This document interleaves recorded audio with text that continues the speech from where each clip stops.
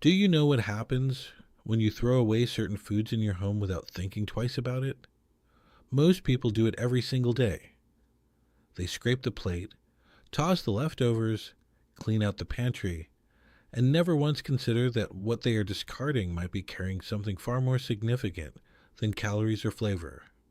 I want to tell you something today that I have carried with me for over 4 decades, something my grandfather, Reb Yosef Katz, may his memory be a blessing, taught me when I was barely old enough to reach the kitchen counter in our home in Tzfat. He told me there are 3 items that should never, under any circumstances, be thrown away carelessly in a Jewish home. He said that when a family discards these 3 things without awareness, without gratitude, without intention, they are not just wasting food. They are closing a door to parnasah, to sustenance, to the flow of abundance that the Creator designed to enter every household that honors what He has given. I am Rabbi Shlomo Katz. I am 71 years old. I was born in Tzfat, the ancient city of Kabbalah in northern Israel, and I have spent 43 years studying the spiritual dimension of food as it appears across Torah, Talmud, and the Holy Zohar. What I am about to share with you today is not nutrition advice. It is not a kitchen tip. It is a warning that comes directly from sacred tradition, and if you stay with me until the end of this teaching, I will share with you a practice my grandfather only taught within our family, a practice involving these 3 items that he said could shift the energy of a home within 40 days. Today, I am teaching you about 2 of the 7 sacred foods, the Shivat Haminim, the 7 fruits of the land of Israel that appear in Deuteronomy chapter 8, verse 8. These 7 foods are wheat, barley, grapes, figs, pomegranates, olives, and dates. My grandfather called them the divine blueprint of the Jewish kitchen. Today, you will learn why 2 of them must never be discarded carelessly, and why a 3rd item, one that is not a fruit but is just as sacred, completes a triangle of protection over your family's abundance. I learned this teaching on a Friday afternoon in Tzfat, in the narrow stone alleyways of the old city, where the light turns golden just before Shabbat begins. I must have been 11 or 12 years old. My grandmother was preparing the challah, and I was watching her hands work the dough the way she had done every week for as long as I could remember.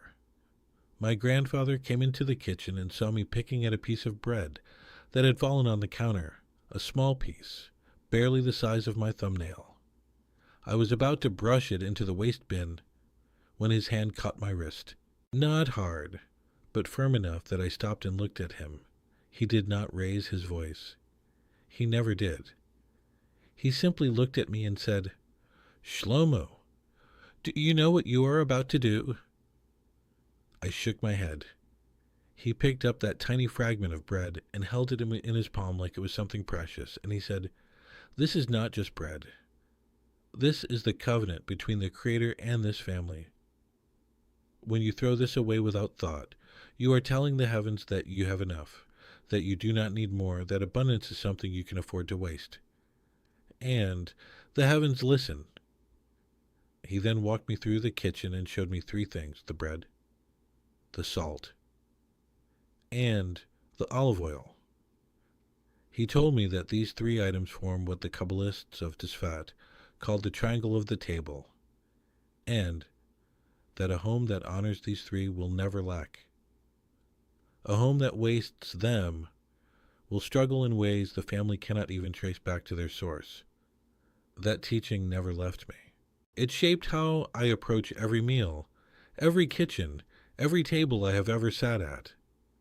And I believe with my whole heart that if you have ever felt that your home needed more blessing, more ease, more flow of sustenance, you should write Shivat Haminim in the comments below, because what I am about to teach you may explain something you have felt, but could never name. Now, let me speak plainly about something I see happening in homes everywhere, and I do not say this to frighten anyone, but because it needs to be said. We live in a time of extraordinary waste. Studies from the United States Department of Agriculture estimate that between 30 and 40% of all food produced in America is thrown away. Families discard hundreds of dollars of food every single month without a second thought. Bread goes stale and it goes in the trash. Olive oil sits in the back of the cabinet past its date and it gets poured down the drain. Salt spills on the counter and gets swept away like dust. And I want to ask you something honestly. Have you noticed that the more carelessly a society treats its food, the more anxiety there seems to be about money, about provision, about whether there will be enough? I am not making a political statement. I am making a spiritual observation. The Talmud in Tractate Chulin, folio 105, side B, makes a statement that is echoed through Jewish homes for centuries. It teaches that poverty can follow the one who treats breadcrumbs with contempt. Read that again in your mind.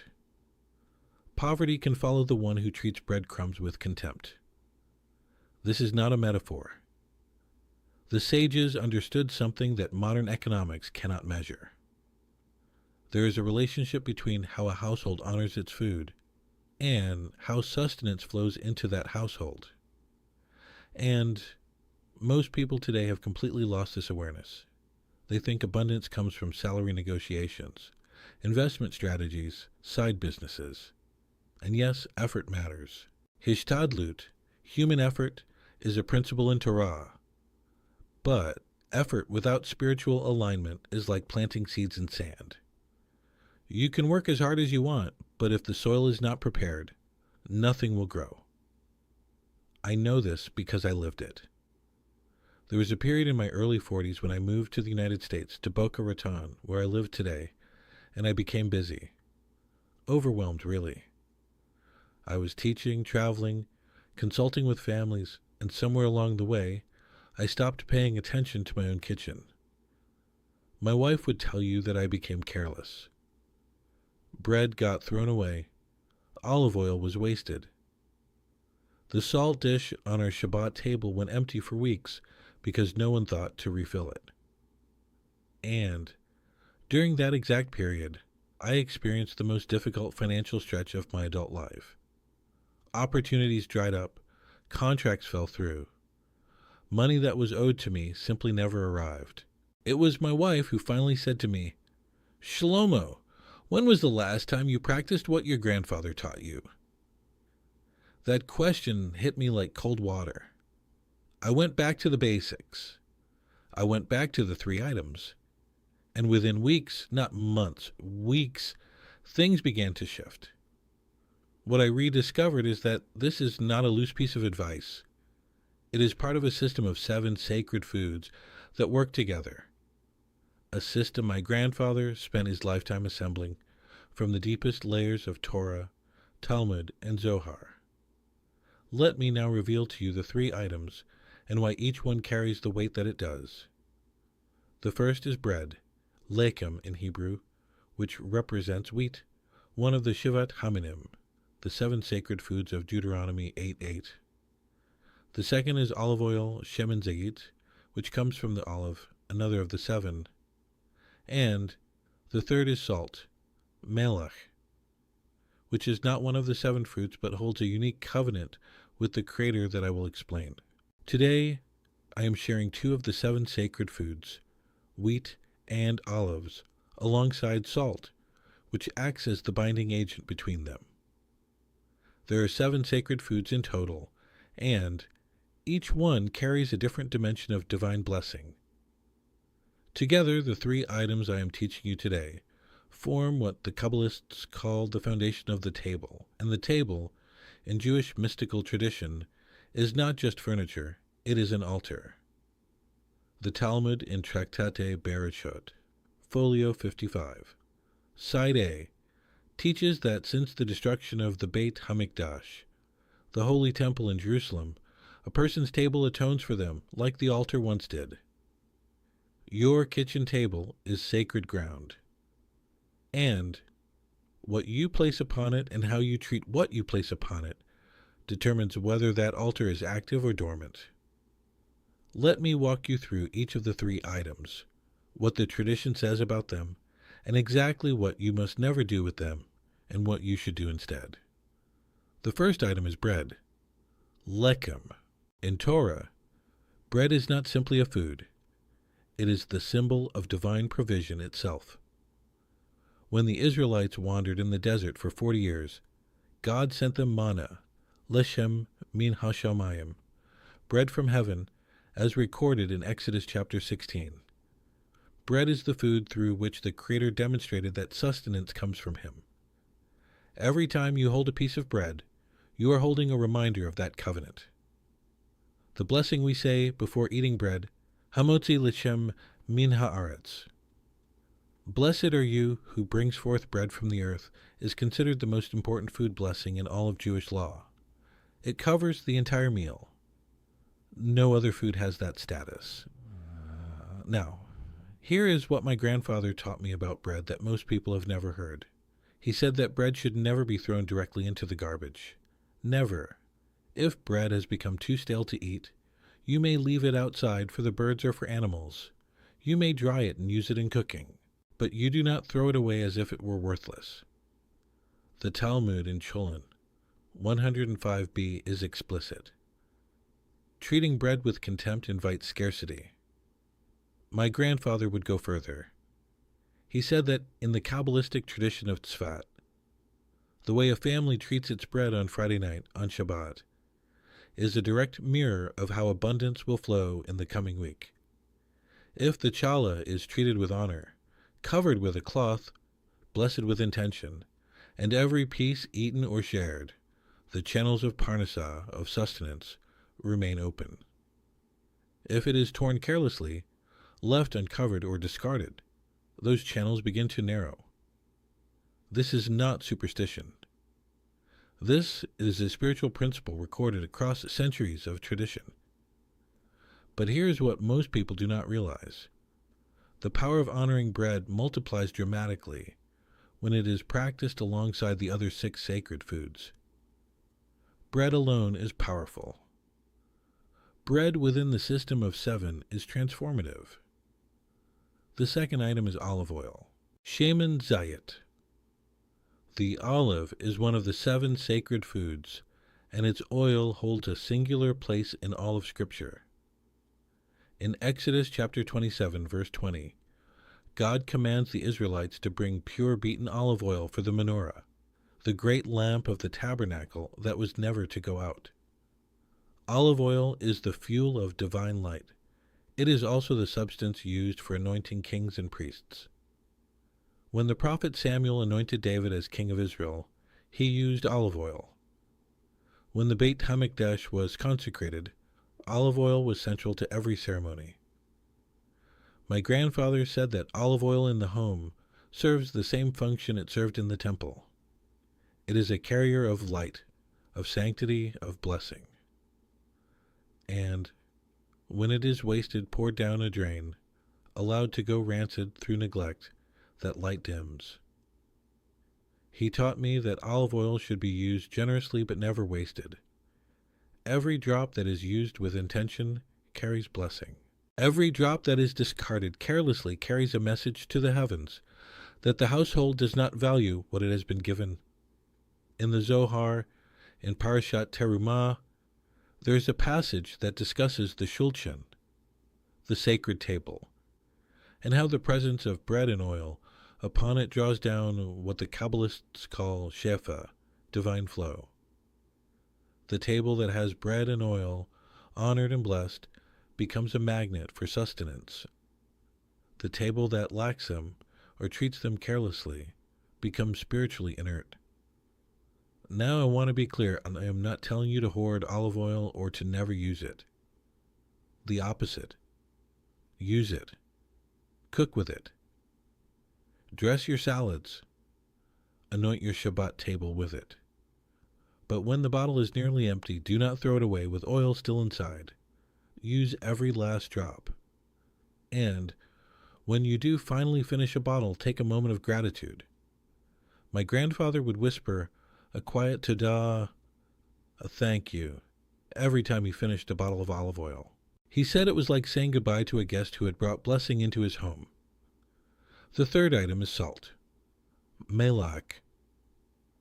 Now, salt is not one of the Shavat Haminim, not one of the 7 fruits of the land, but it holds a covenant with God that is unique in all of Scripture.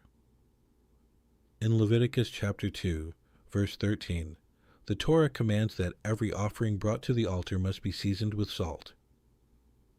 The verse says, "The salt of the covenant of your God shall not be lacking." This is what is called Brit Malach, the covenant of salt, and it appears again in Numbers chapter 18, verse 19, where God describes his covenant with the priests as a covenant of salt forever. Salt preserves. Salt purifies. Salt seals. In the spiritual dimension, salt on your table seals the blessings that bread and oil bring down. Without salt, the triangle is incomplete. My grandfather kept a small dish of salt on the Shabbat table at all times, and he would dip the first piece of challah into that salt before eating it, as is the custom across Jewish communities worldwide. But he added something I have rarely heard taught publicly. He said that salt should never be thrown away. If salt spills, you gather it. You do not sweep it into the trash. He said that wasting salt is like tearing up a contract, because salt is the seal of every covenant between the Creator and the Jewish people. The Rambam Maimonides, in his Mishneh Torah, in the laws of the temple offerings, Hilchot Ishure Mizbeach, chapter 5, discusses the requirement of salt on every offering, and how its absence invalidated the sacrifice. If the absence of salt could invalidate an offering in the Beit HaMikdash, what do you think its absence does to the table in your home?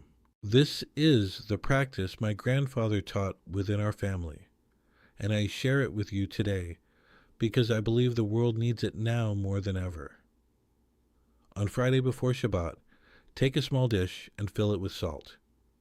Place it at the center of your table. Next to it, place a bottle or a small vessel of olive oil. And, of course, place your bread, your challah. Before you begin the meal, pause. Look at the 3 items and say quietly, either in Hebrew or in English, Ribbon Shel Olam, Master of the Universe. I honor the bread you bring forth from the earth, the oil that carries your light, and the salt that seals your covenant with this home. May this table be an altar of blessing for my family. Then eat. Dip the bread in salt first, as is the custom. Use the olive oil during the meal. And when Shabbat is over, do not discard what remains. Use it during the week. Honor every crumb, every grain, every drop. My grandfather said that within 7 days, the family that begins this practice will notice small shifts, a sense of ease, an unexpected provision, a door that opens. Within 40 days, if practiced with consistency and genuine intention, the shifts become unmistakable. But let me say clearly, as the tradition demands, this is not a guaranteed result. This is not magic. This is alignment. When practiced with intention and gratitude, the tradition teaches that honoring these 3 items reopens channels of blessing that carelessness has closed. I want to share one more thing before I close. There was a time about 15 years ago when I stopped teaching these practices publicly. I kept them private, shared them only with families who came to me for guidance. I told myself that the world was not ready, that people would not understand, that they would reduce this wisdom to a gimmick. And during that period of withholding, something strange happened to me. My own abundance diminished. Not dramatically, but noticeably. It was as if the knowledge itself was asking to be shared, and my refusal to share it was creating a blockage in my own life. My grandfather had warned me about this. He said, "Shlomo, Torah that is hoarded becomes stale, like bread left too long. Torah that is shared becomes like oil, it multiplies." So I began teaching again. And here I am at 71, sharing with you what was shared with me on a Friday afternoon in Tzfat more than 60 years ago. My grandfather spent his entire life organizing the 7 sacred teachings into a complete system. It took me decades to understand how deeply they connect. What I have given you today is real, it is powerful, and it is yours. But I want you to know that this principle becomes 10 times more powerful when practiced alongside the other 6 sacred foods. The full system is greater than any single teaching. So let me leave you with this. 3 items: bread, olive oil, and salt. Never throw them away carelessly. Honor them on your table, especially on Shabbat. Treat your table as the altar it was always meant to be. This knowledge does not belong only to rabbis or scholars. It belongs to every family, every kitchen, every table where people gather to eat and to give thanks. It comes from an unbroken chain of tradition, stretching back thousands of years, and it is available to you right now today in your own home. Use it with good intention. Use it with gratitude. Use it with respect for the tradition that preserved it through exile, persecution, and every kind of hardship imaginable. It survived because it is true. In my next teaching, I will reveal another of the 7 sacred foods, one that my grandfather said was the most misunderstood in all of Torah.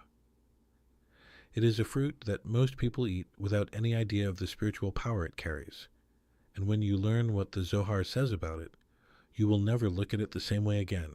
You will not want to miss it. If this teaching spoke to you today, I ask you to subscribe to this channel and turn on your notifications so you do not miss what is coming.